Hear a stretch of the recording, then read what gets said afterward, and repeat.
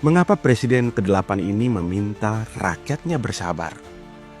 Tak hanya itu, baru-baru ini ia juga menyebutkan bakal ada kejutan besar dalam beberapa bulan ke depan dan mengakui telah mengetahui berbagai akal-akalan. Siapakah yang berani berbohong pada Presiden? Bantu oleh menteri-menteri saya positif kita akan bikin kejutan-kejutan besar di minggu-minggu dan bulan-bulan yang akan datang. Sepintas omongan Pak Prabowo ini seperti hanyalah bumbu-bumbu atau pemanis bibir belaka. Namun jika Anda mendengarkan dengan saksama setiap pidato yang diutarakan sejak terpilih menjadi presiden, kalian akan memahami bahwa sebetulnya Prabowo sedang menyiapkan sebuah rencana besar yang akan dilakukan dalam waktu singkat demi keselamatan Indonesia. Rencana ini jika dijalankan akan mengubah secara drastis cara kita bernegara sekaligus menjadi batu loncatan menuju Indonesia maju.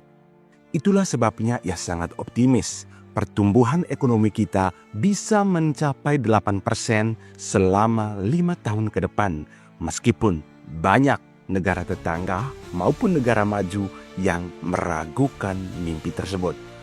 Satu persatu, rencana rahasia itu mulai terendus dan diketahui arahnya. Salah satunya dibongkar oleh Bosman Mardigu yang selama ini mengikuti banyak rapat-rapat terbatas sekaligus menjadi konsultan ekonomi politik dan ketahanan untuk para pembantu Prabowo. Begitu kita sudah bersama power, ini adalah sebuah realita.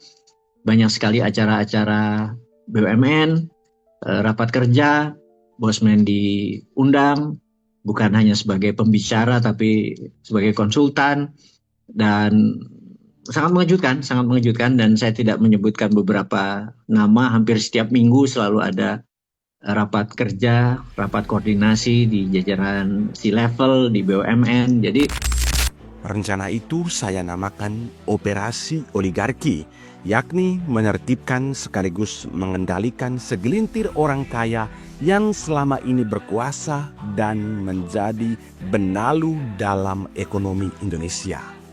Prabowo tampaknya sudah lama menyadari bahwa kekayaan negara ini hanya menguntungkan segelintir orang yang pundi-pundinya makin bertambah, sedangkan rakyat kecil terus menderita dalam kemiskinan.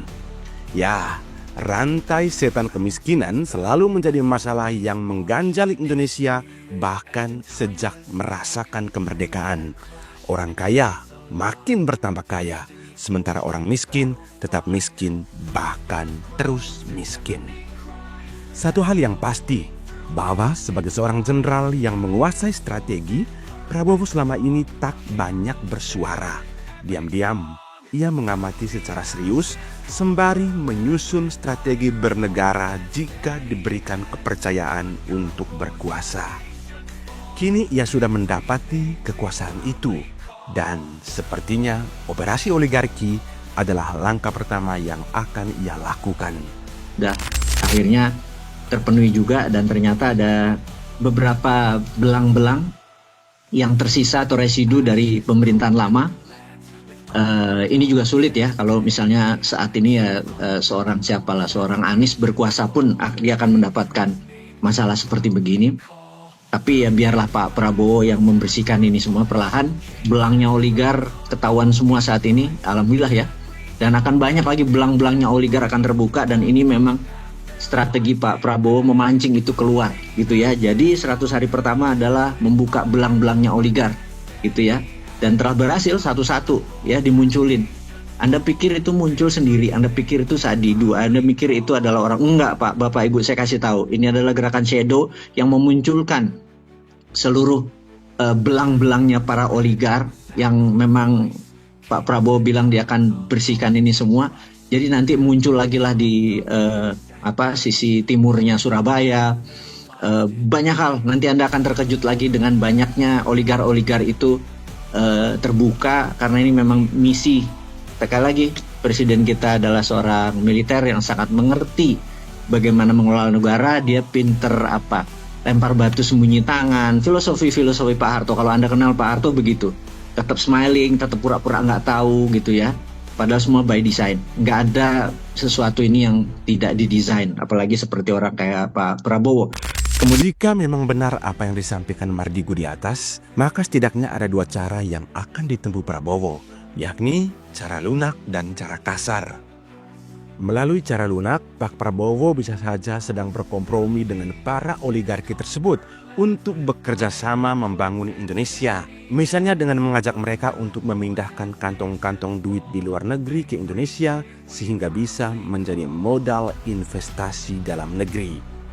Namun jika cara ini tidak berhasil, maka cara keras pun ditempuh, yakni dengan menggunakan instrumen hukum demi membongkar skandal dan bisnis gelap para oligark tersebut. Satu hal yang pasti, kelompok oligarki di Indonesia sedang menguasai sektor-sektor ekonomi utama seperti sumber daya alam, perbankan, tanah, telekomunikasi, media, dan infrastruktur yang memungkinkan mereka memengaruhi kebijakan politik dan sosial untuk melayani kepentingan mereka sendiri. Dalam sumber daya alam, oligarki mendominasi perusahaan minyak, gas, dan mineral yang sering menimbulkan konflik kepentingan. Oligarki di industri pertambangan bahkan telah mampu mempengaruhi proses politik dengan mendukung kandidat presiden yang mereka yakini dapat mengakomodasi kepentingan mereka dengan baik. Hal ini telah menyebabkan kemunduran demokrasi yang membuat rakyat tidak sejahtera dan tidak berdaulat secara ekonomi. Akibatnya, dalam setiap momentum pemilu, rakyat tidak punya posisi tawar yang kuat dan terpaksa menerima uang untuk ditukar dengan suara. Namun sekarang, semua intrik jahat bernegara itu sudah diketahui Pak Prabowo. Rakyat sedang menanti-nanti kira-kira kapan kejutan besar yang sudah dijanjikan Pak Prabowo akan terjadi. Apa yang akan dilakukan Presiden Prabowo dalam bulan-bulan ke depan? Mari kita bersabar. Merdeka! Akan berusaha untuk mengakal-akalin pimpinan. Saudara-saudara, sudah saya katakan berkali-kali, saya sudah lama jadi orang Indonesia. Teknik akal-akal itu semua saya paham.